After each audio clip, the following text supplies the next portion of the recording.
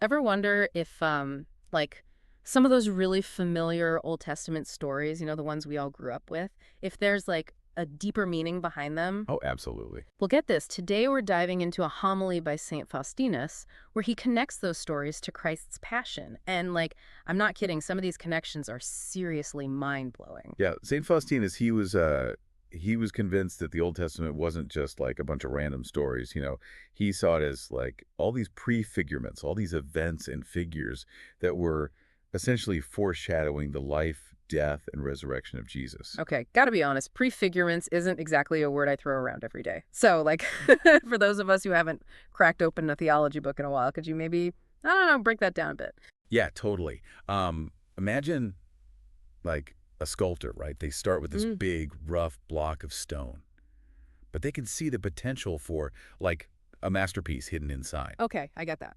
So that's kind of how St. Faustina saw the Old Testament. All those stories, they were like those rough sketches pointing towards the the ultimate masterpiece, the ultimate revelation, which is Jesus Christ. So he's not saying that those Old Testament figures were, like, unimportant. It's more like their stories find this whole other level of meaning in light of Christ, right? Exactly. Each story is like this little piece of a puzzle. Hmm. And when you put them all together and you look at them through the lens of Christ's passion, suddenly you start to see this much bigger picture.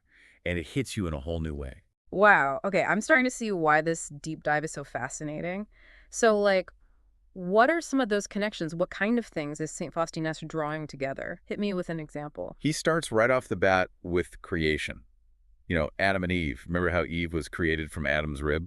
Yeah, of course. Well, St. Faustinus, he connects that to the church being born from the wound in Christ's side as he's hanging on the cross. Whoa, wow, I never thought about it like that. But those are two totally different events, like centuries apart. What's the takeaway? Is this just like a cool coincidence or No, no, not at all.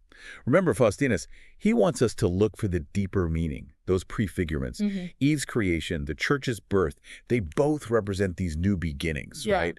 Both born out of something much greater than themselves.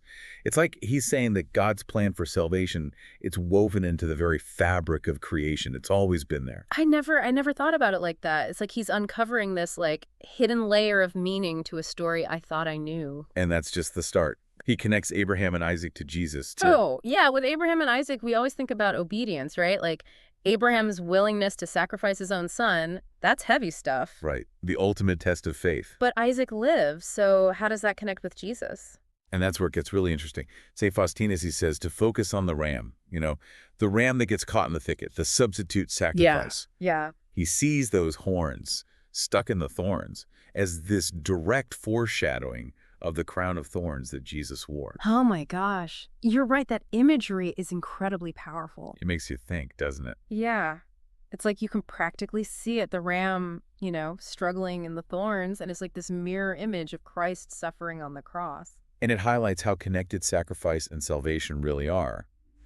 But he doesn't stop there. St. Faustinus also points out how both the ram and the Isaac are, in a way, offered up. Wait, I think I see where you're going with this. The ram, like, obviously it's a symbol of sacrifice, so that prefigures Jesus's humanity, his suffering on the cross. And Isaac, he was spared, right? So that represents Christ's divinity, like this ultimate triumph over death. It's like this beautiful illustration of how Jesus is both fully human and Eve fully divine. Exactly. Wow, this is incredible. He's taking these stories that we all know and he's just like peeling back these layers of meaning that I don't think I ever would have seen on my own. Okay, so we've got creation, we've got sacrifice. What else? Well, he also talks about the prophet Elisha, the story about his bones bringing a dead man back to life. Right, resurrection. Exactly. I can already see where this is going. He connects that miracle directly to Jesus' victory over death. It's that idea that even in death, there's this incredible life-giving power. He's drawing this parallel between Elisha's bones and Jesus' own body. Mm. Both of them instruments of resurrection. It's Yeah. like he's trying to show us that God's power, it's stronger than death itself. Okay. Before we go any further, I have to ask about something that was in the outline. Jonah and the whale. And I have to admit, that one always seemed a little, I don't know, a little too out there for me, even for the Bible. So, like, how in the world does St. Faustinus bring that into the story of Christ's passion? See, now that's where things get really interesting. Jonah's story, With all that drama and those crazy images, it's like this incredible tapestry that when you look closely, it all points towards the passion. And you are not going to believe some of the connections. But I think maybe we should save those for after a quick break. All right, so we're back, and I've got to say, I am really curious to unpack this whole Jonah thing. I mean, it's not exactly the first story that pops into my head when I think about, like, the passion. It's definitely one of those wilder stories in the Bible.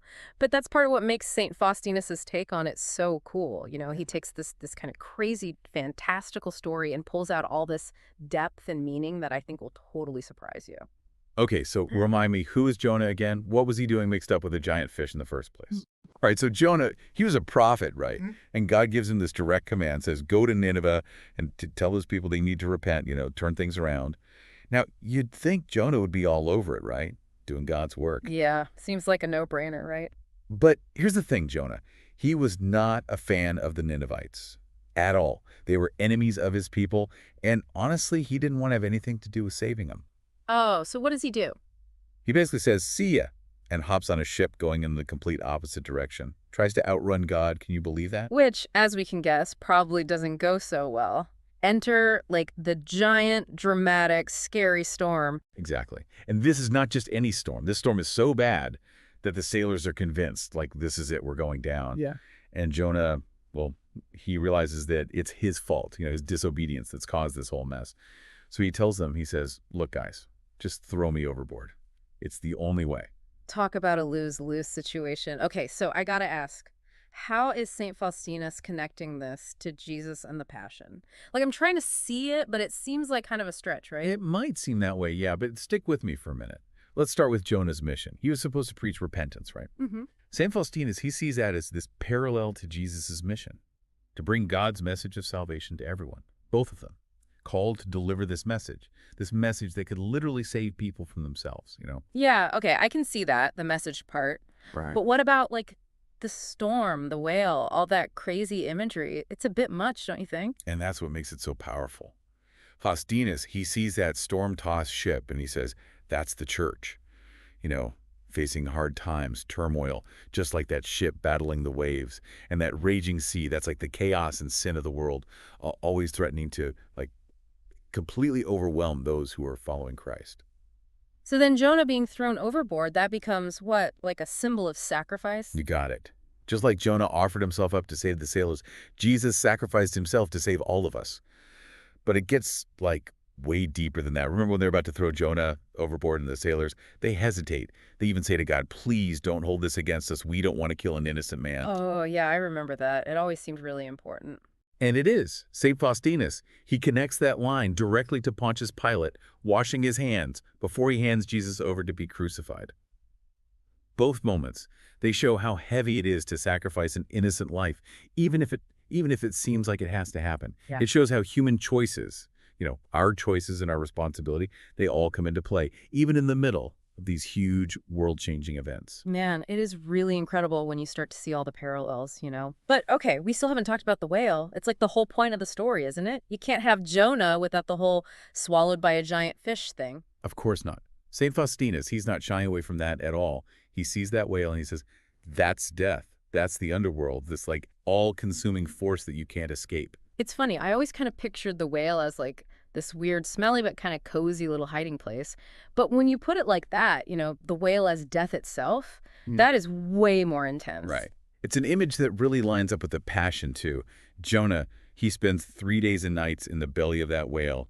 And Jesus, he spends 3 days in the tomb.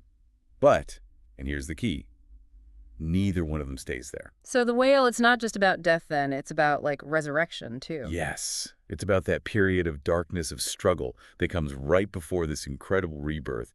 Jonah getting, well, vomited out onto dry land. It's like this foreshadowing of Christ rising from the dead, completely victorious over death. Yeah. My mind is blown. I'm never going to read this story the same way again. But I have to ask, do you really think this is what the author of Jonah, like, way back in the day, intended? I mean, it kind of seems like maybe St. Faustinus is reading into it a little bit, finding meanings that weren't, like, actually there to begin with. That is the million-dollar question, isn't it? Mm. And scholars have been going back and forth about it for centuries. Hmm. Some people say that these really symbolic interpretations that they take away from the literal meaning of what's written. But others, like St. Faustinus, they say, no, the Bible has all these layers to it. So it's not just about what happened, but about what it all represents on this deeper level. Exactly. Remember those prefigurements we were talking about? St. Faustinus, he truly believed that God put all these echoes and foreshadowings, these little hints, throughout the Old Testament. Not to replace the original meaning, but to, add to it, to point toward the ultimate truth that's revealed in Jesus. Okay, so we've covered Eve, Abraham and Isaac, Elisha, and now this incredible breakdown of Jonah and the whale. I mean, St. Faustinus was clearly seeing all these amazing connections between the Old and New Testaments. But what's he want his listeners to actually do with all of this? It's one thing to recognize them, but how do you put that into practice, in your everyday life? That's a great question. And it gets right to the heart of why I think St. Faustinus' ideas are so powerful. He doesn't just want us to be passive observers noticing these cool connections. Yeah. He wants us to see ourselves as part of this huge story that's still unfolding, even today. So we're back and ready to kind of dig into what St. Faustinus wants us to actually do with all of these incredible connections that he's, revealed. I mean, I get that Jonah and Jesus have all these parallels, but how does that change the way we live, right now? Well, it's imagine you're holding up a mirror to these stories, right? Okay. St. Faustinus, he's asking us to look beyond just the reflection and actually see ourselves in those stories. That is powerful. So it's not just about oh, cool, the ram's horns and the crown of thorns, they kind of match up. It's more about look closer. What do these stories tell us about, I don't know, about being human, about God, about you, yourself? You got it. It's that idea that, we're not just reading about something that happened a long time ago. We're part of this story, and it's still going on. Okay, I think I get that, but do you have a specific example of what that would look like, practically? Yeah, totally. So think back to Jonah again. Remember how he, totally ran away from what God was asking him to do? Oh, yeah. St. Faustinus might say, how often do all of us do the exact same thing? We all have those moments where I don't know, we're scared to actually step out in faith, or we don't want to answer the call to serve, or to, speak up when we know we should. Totally. I mean, I'm not running from any giant fish or anything, but yeah, we all have our own ways of avoiding challenges or trying to escape from a tough decision. Exactly. And just like Jonah ended up in the belly of a whale, well, we might end up facing consequences, for the choices we make, for the times we doubt, or when we just flat out disobey. Okay, but are you saying we're doomed to make the same mistakes as, everyone who came before us? Not at all. And that's where the hope comes in.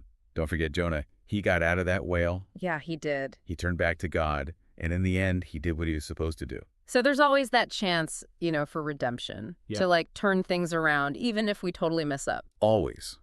And that is exactly what St. Faustinus is getting at. He wants us to see that these stories, they're not just ancient history. Mm-hmm. They're filled with this timeless wisdom. They're like a guidebook for how we can live our lives today. It's like he's giving us this key to unlock a deeper understanding of, I don't know, ourselves, our faith, even the tough stuff we're going through. And it's not just about understanding it, it's about overcoming it. He wants us to remember that we can choose faith over fear. We can choose do what's right even when it's hard, just like those heroes from the Old Testament. This has been such an amazing deep dive. I mean, it's really incredible how St. Faustinus took these stories that, we thought we knew, and he revealed this whole other side to them. And the thing is, it's not just interesting, it's incredibly relevant to our lives today. It reminds us that, the Bible, it's not just this old book sitting on a shelf. It's alive. There's so much wisdom and inspiration in those pages, and it's just waiting for us to discover it. So to everyone listening, here's your challenge this week.